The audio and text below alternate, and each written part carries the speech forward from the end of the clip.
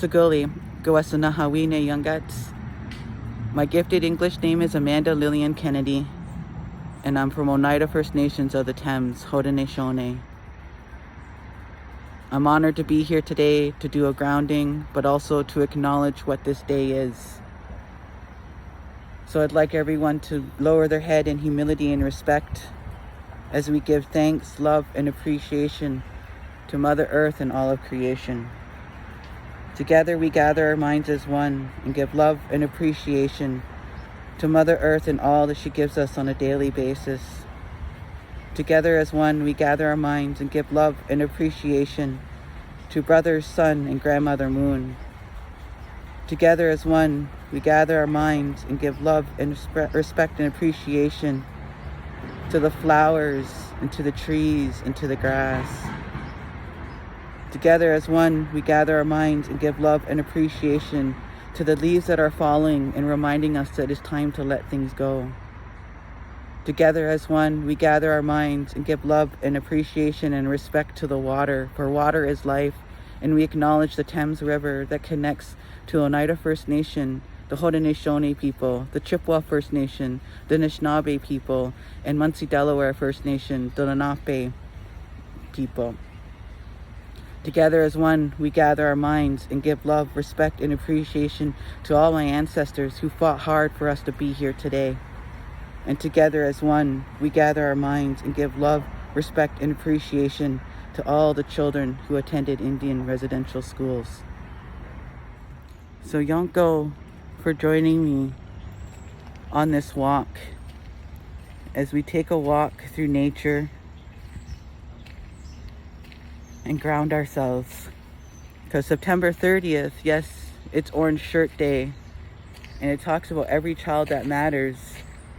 But it's more than just an Orange Shirt Day, but we have to give love and respect and appreciation to Phyllis Webstack, who spoke her truth, who's told her story about how her orange shirt was taken away from her, amongst many other things, while being in an Indian residential school.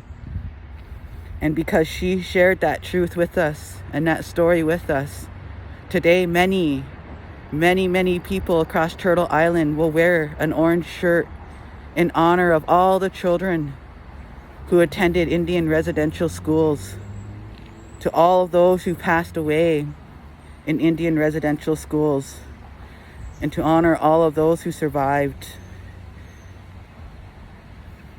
I want to acknowledge my grandmother, my grandfather, who were both residential school survivors. However, I did not grow up with my grandparents due to the trauma that they carried. A lot of our people drink themselves to death. And people look at Indigenous people like we're just alcoholics, or we wake up to choose to be that way. But if you learn the history and you learn our truth of what the people have been through, you'll learn what resilience is. You'll understand how Indigenous people are beautiful, resilient people. And although we have our language and our community and our culture and ceremonies and our medicines and our hair all taken away from us, one thing that kept in mind is that we stayed spiritual beings. We stayed connected to Mother Earth. So again, Yonko, thank you. Thank you for taking the minute to ground yourself and taking a minute to acknowledge the truth, our history as Canadians, the truth of Canada and what it's really built off, which is genocide. And a lot of people think that it's something that we should stop talking about. But until you dismantle the systems that continue to hurt the Indigenous people, we need to continue talking about it. Because although it was your ancestors, today you still benefit of the privilege of the genocide of the Indigenous people.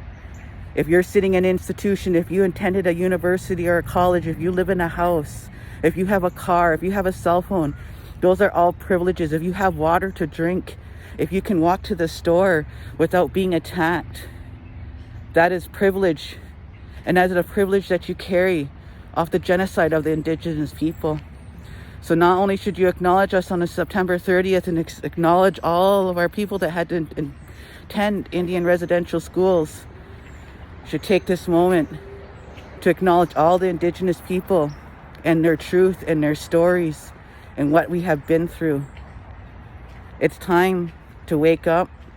It's time to open our eyes, our hearts, our minds, and our ears. It's time to listen. It's time to learn. And it's time to create space for Indigenous people to speak their truth. Because it's those stories that are going to bring us the truth that we need and the healing that we need. So Yanko,